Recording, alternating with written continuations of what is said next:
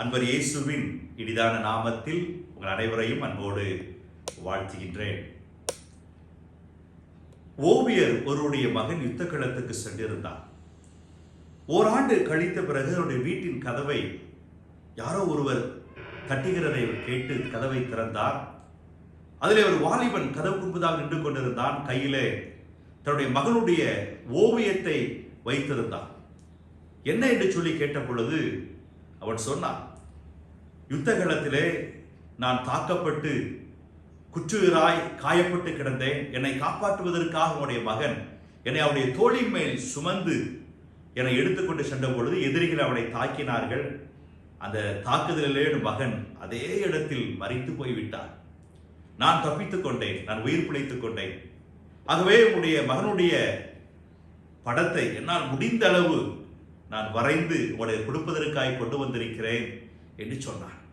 இதை கேட்ட பொழுது தகப்பனாருடைய ஓவியருடைய உள்ளம் உடைந்தது.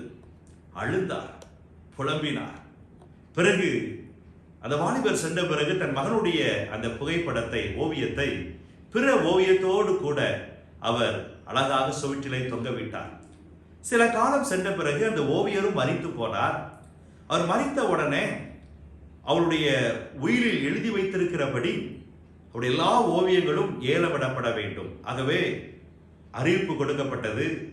ஏலம் எடுப்பதற்கு அநேகர் வந்திருந்தார்கள். அப்போது ஏலத்தை அவர் ஆரம்பித்து முன்பதாக முதலாவதாக அந்த ஓவியருடைய மகனுடைய ஓவியத்தை ஏலமிட்டார். அதை எடுப்பதற்கு ஒருவருமே இல்லை. ஆகவே குறைந்த தொகையில் 50 ரூபாய் என்று சொல்லி அந்த ஓவியத்தை அவர் ஆரம்பித்தார். ஒருவரும் எடுக்கவில்லை. பிற ஓவியத்தை ஏலம் விடுங்கள் என்று சொல்லி எல்லாரும் கத்தினார்கள்.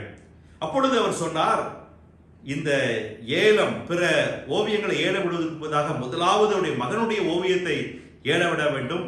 அதை எடுத்த பிறகுதான் பிற ஓவியங்களை ஏலத்துக்கு விட வேண்டும் என்று சொல்லி உயிரிலே எழுதப்பட்டிருக்கிறது. ஆகவே இந்த ஓவியம் ஏலம் போற பிறகுதான் பிற ஓவியத்தை ஏலம் விடுவேன் என்று சொன்னார்.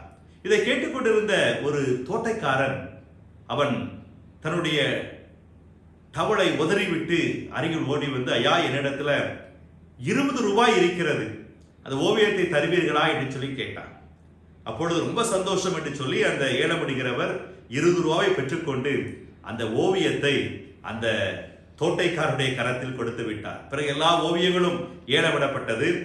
ஏலம் முடிந்தவுடனே மீண்டும் ஏலமிடுகிறவர் சொன்னார், முதலாவது யார் ஒருவர் அந்த ஓவியத்தை, மகனுடைய ஓவியத்தை ஏலம் எடுத்தாரோ அவருக்கு தான் பிற ஓவியங்களும் கொடுக்கப்பட வேண்டும்.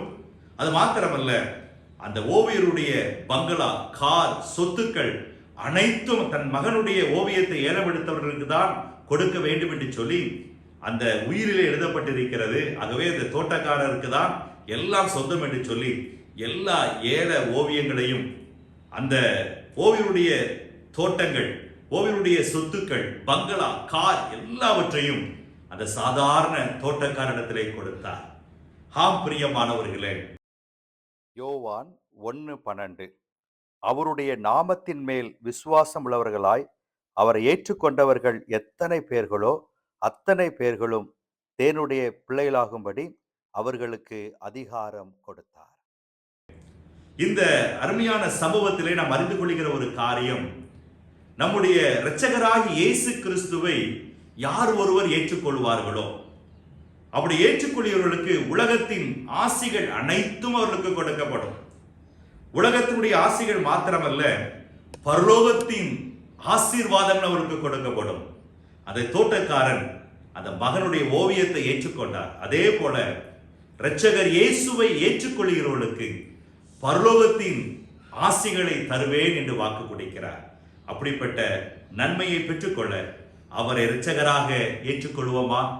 ஏற்றுக்கொள்வோம் என்று சொன்னால் பரலோகத்தின் ஆசிகள் அனைத்தும் உங்களுக்கு சொந்தம். அப்படிப்பட்ட கிருபைகளை ஆண்டவர் அனைவருக்கும் தருவாராக. ஆமென்.